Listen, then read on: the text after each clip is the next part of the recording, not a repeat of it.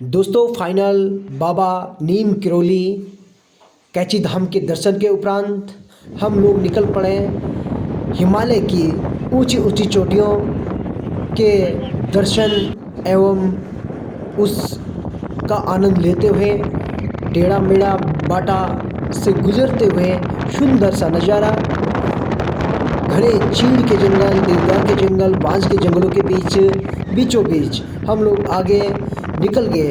और आज हम सबसे पहले भगवान बिनसर महादेव के दर्शन करेंगे, जो कि अल्मोड़ा में बसा हुआ है। और इसी महादेव के नाम से यहाँ उत्तराखंड में एक बिनसर अभ्यारण्य के नाम से राष्ट्रीय पार्क भी स्थित है। दोस्तों हम आपको दर्शन कराएंगे भगवान बिनसर महादेव का, और उसके बाद हम लोग आज वापस अपने घर अर्थात बैजरा पौड़ी के लिए निकलेंगे। और ये सुंदर सा नज़ारा आप देख रहे होंगे मेरे इस ब्लॉग में, सुंदर सा प्राकृतिक नज़ारा, जिसके लिए बड़े बड़े सुपर प्रसिद्ध हीरो या बड़े बड़े सेलिब्रिटीज़ यहाँ आते हैं। और आखिर हम लोग पहुँच गए बिनसर महादेव के सुंदर सी तपस्थली में। सुंदर सुंदर व्यू पॉइंट, चारों तरफ चीड़ के जंगल, घने जंगल, और बीच में मंदिर। सुंदर सा, कितना सुंदर व्यू यहाँ पे। ये सुंदर सी घंटी सजी हुई है मंदिर के प्रांगण में। ये जितने घंटियाँ यहाँ पे चढ़ी हैं, ये कहीं ना कहीं श्रद्धालुओं ने भेंट किया है।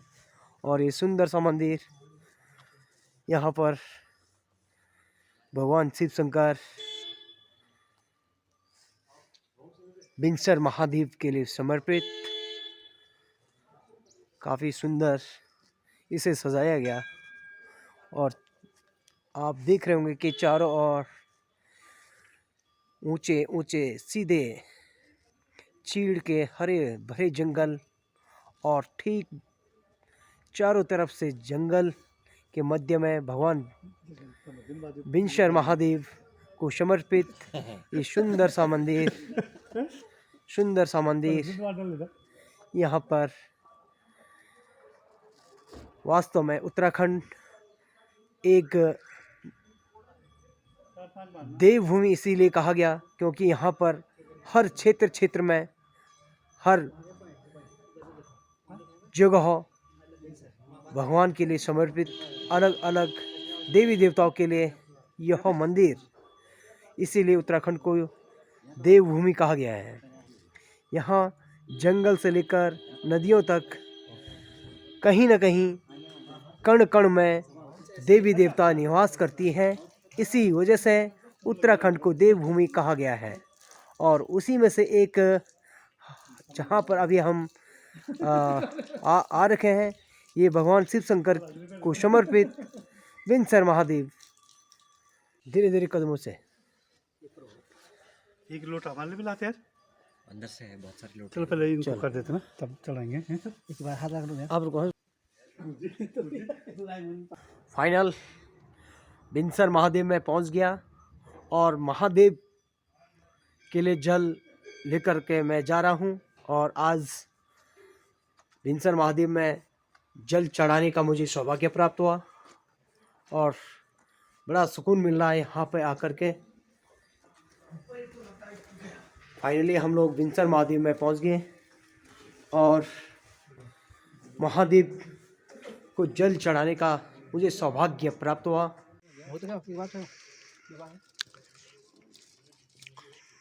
आई लव बिनसर महादेव। पक्का बहुत हो गया। बिल्कुल बिल्कुल। एक बार पुनः बिनसर महादेव की तपस्थली, सुंदर सा। घर जाके भेज देना है।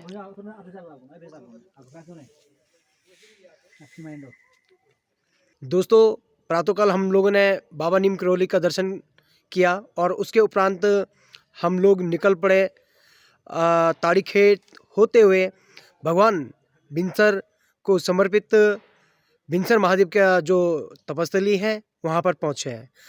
हमारे साथ हमारे बड़े भाई के रूप में श्रीमान गोसाई सर, कठेत सर और कोठियाल जी। तो मैं थोड़ा सा यहाँ पे एक स्टेटमेंट गुसाई सर का लेना चाहता हूँ कि सर आपको इस शांत वातावरण में आकर के कैसा लगा? राणा जी, सबसे पहले तो मैं धन्यवाद आपको दूंगा जो आपने इतनी बड़ी बड़ी तपस्थली दिखाई, और धन्यवाद कोठियाल जी का भी और कठेत जी का भी। और इस भगवान की तपस्थली में ऐसा लग रहा है जैसे साक्षात भगवान शिव से साक्षात्कार हो रहे हों। और मैं भगवान शिव से प्रार्थना करता हूँ जो भी आपके दर्शक हैं, श्रोता हैं, जिस भी रूप में आपका चैनल को देखें, तो उन लोगों का भी धन्यवाद, आपका भी धन्यवाद। और भगवान भोले शंकर को एक बार पुनः हम सब लोगों का प्रणाम। और भगवान भोले शंकर से हम यही प्रार्थना करते हैं कि मनोकामनाएं तो कभी पूरी नहीं होती मनुष्य की, पर लगभग सुख शांति समृद्धि दे भगवान भोले शंकर। और हम चारों लोगों का भगवान से ये प्रार्थना करते हैं कि हमारे घर में, परिवार में सुख समृद्धि रहे। धन्यवाद राणा जी आपका। ठीक है। यहाँ पर शुद्ध रुद्राक्ष की कितने मालाएं, 5 ही जाता सभी 5 ही पंचमुखी, उसको बताओ। पंचमुखी, ये 2 मुखी टाइप का ये 5 मुखी वाला सही होता है ना? तो गड़बड़ भी लग रही है इसमें। अच्छा, ये है ना ऐसे 1 2 3 4 5 मोस्टली 5 ही है। पंचमुखी अच्छे होते हैं ना? हाँ, पंचमुखी ज़्यादा निकलते हैं, बहुत कम मिलती है वाली। ये क्या है, छोड़ो गोल वाले सबके पास रहते हैं यार। और क्या गोल वाले सबके पास लेते हैं, यूनिक चीज लाओ ना। ये ओरिजिनल है। कौन ये ओरिजिनल है सब। वो वाले ना, सारे ओरिजिनल ही होंगे। हाँ। गिनने के लिए कैसे करते हो ऐसे ना? हाँ, लाइन गिन लो। कैसे गिनते? 5 नहीं जाता। सिंदूर, चंदन, यहाँ पे स्पेशल रुद्राक्ष जो कि प्राकृतिक उत्तराखंड के जंगलों में ही 2 मुखी है। ये रुद्राक्ष मिलते हैं और उसे यहाँ पे बहुत सारे पर्यटकों के लिए रखे गए हैं। ये रुद्राक्ष की क्वालिटी है और हमारे सर रिसर्च कर रहे हैं। ये 5 मुखी 5 मुखी अच्छे होते हैं। ऐसे नहीं लगाओ, छेदो। हम तो 10 रुपए ये बड़ा था ना, छेद वाला जो है ना। अच्छा, ये 5 मुखी सब। हाँ, ये 100 रुपये का ना, ये 150 रुपये का। ये है ना। हाँ, ये 50 रुपये कैपिंग का है। छोटा वाला 50 रुपये। ये 30 mm का दाना है, इससे बड़ा कोई दाना होता ही नहीं है नेपाल में।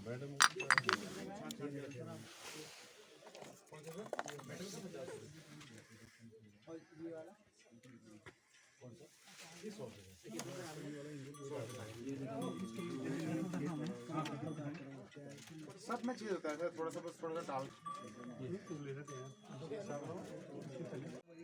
ये वाला सामने तुलसी की माला।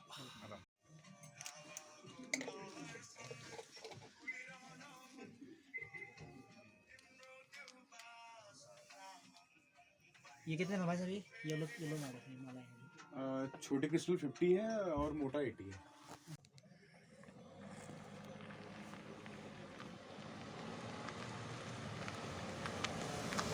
अच्छा ठीक है भाई।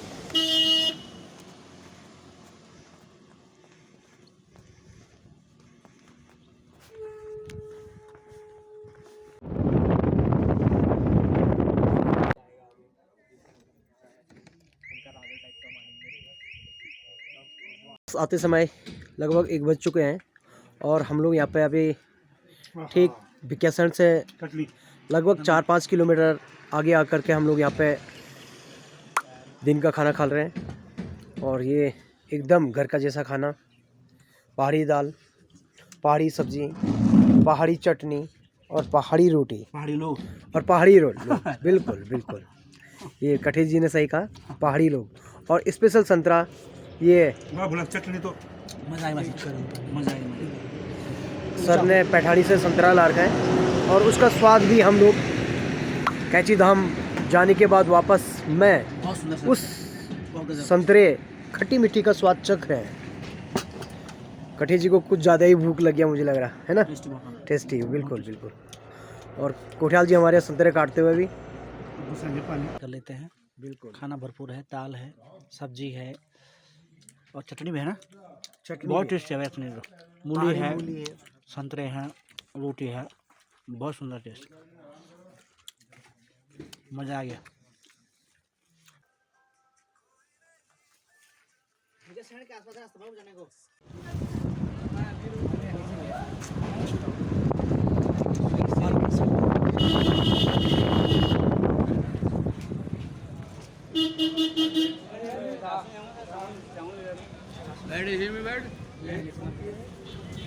यहाँ से नीचे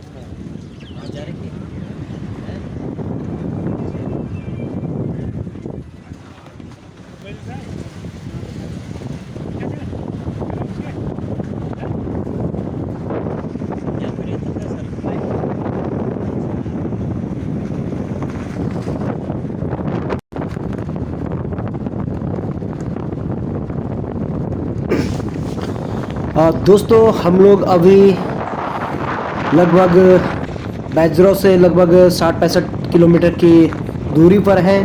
आज हम लोगों ने अपना ट्रैक डोट्याल, जो कि कुमाऊं का एक प्रसिद्ध हिल स्टेशन है, वहाँ से हम लोगों ने आज राइट टर्न किया और सराई खेत होते हुए, जो कि अल्मोड़ा और पौड़ी अर्थात कुमाऊं मंडल और गढ़वाल मंडल का ठीक बॉर्डर का जो क्षेत्र है, आपके सामने स्क्रीन पर दिख रहा होगा सराई खेत। सराई खेत, ये आप लोग देख रहे होंगे सराई खेत। सराई खेत गढ़वाल और कुमाऊं की जो बहुत प्रसिद्ध देवी हैं, कुल देवी हैं कालिंका माता, उसका मुख्य बाजार भी है। यहीं से कालिंका के लिए कुमाऊं क्षेत्र के श्रद्धालु भक्तजन आते हैं और कुमाऊं मंडल के साथ साथ गढ़वाल की भी आराध्य देवी कालिंका माता है। और ये सड़क देख रहे होंगे कि ये यहाँ से पौड़ी के लिए अर्थात जोगीमणि के लिए ये रास्ता निकलता है और जोगीमणि से ही माता कालिंका का पगडंडी या कच्चा मार्ग है, जो कि गढ़वाल और कुमाऊं की आराध्य देवी है।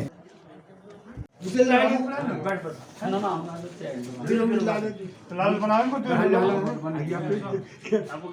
दो चाय बनाओ भी बोले तो लाल है ना पर चाय से ना तो दिखता था हमारा बोले लॉले तुम क्या शांति तो हमारा बोले ना क्या बात है, कौन से हम लोगों की चाय आ चुकी है।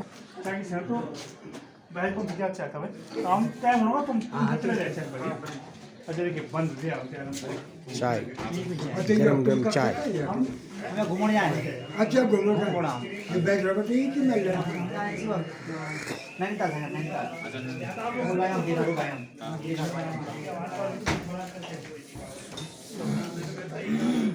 काफ़ी दूरी तय करने के पश्चात सराई खेत, जो कि गढ़वाल और कुमाऊं का मध्य पड़ाव है, और यहाँ पे हम लोगों ने फाइनली कुमाऊं की अंतिम चाय पिया। और इसके बाद धीरे धीरे धीरे धीरे हम लोग पौड़ी बैजरो जोगीमणि की चढ़ाई काटेंगे और उसके पश्चात फाइनल हम लोग गढ़वाल में पहुंच जाएंगे। ये हम लोग इस सराई खेत में चाय पी करके अब गढ़वाल की तरफ निकलेंगे। फाइनल हम लोग जोगीमणि के टॉप पर पहुंच गए हैं। क्या चीज़? ये समुद्र तल से लगभग 2400 मीटर की ऊंचाई पर स्थित जोगीमणि, और ये देख रहे होंगे सामने कितना सुंदर आकर्षण का केंद्र बना है। अभी हम लोग जस्ट हिमालय के लगभग हाइट पे स्थित है और ये सामने देख रहे होंगे कि आप हिमालय पर्वत बर्फीली सफ़ेदी और सूर्य के अस्त होने से लाल रंग में पिरोली हुई है। सुंदर सा नज़ारा। मणि में कुछ लगा तो नहीं, कुछ खास मुझे भी नहीं लगा कुछ है। शॉर्ट था बस वहाँ से और नीचे तक पूरी पर्वत है यहाँ जनवरी में। हाँ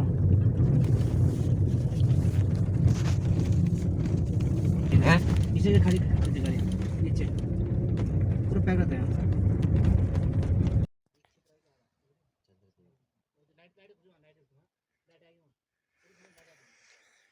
अभी जस्ट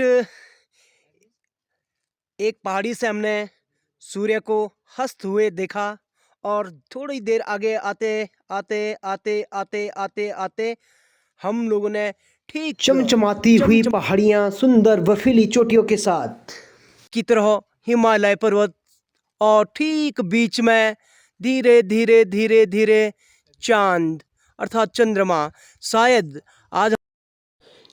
आज पूर्णमासी का भी दिन है, इसीलिए चंद्रमा पूरी आकृति में हमें दिखाई दे रहा है। एक बार पुनः मैं आप लोगों को सुंदर दृश्य दिखाने का प्रयास कर रहा हूँ। ऊंचे हिमालय और बर्फीली चोटियाँ, चमचमाती हुई बर्फीली चोटियों के बीच में चंद्रमा का उदय। दोस्तों, इसी के साथ आज का वीडियो यहीं पे समाप्त करते हैं।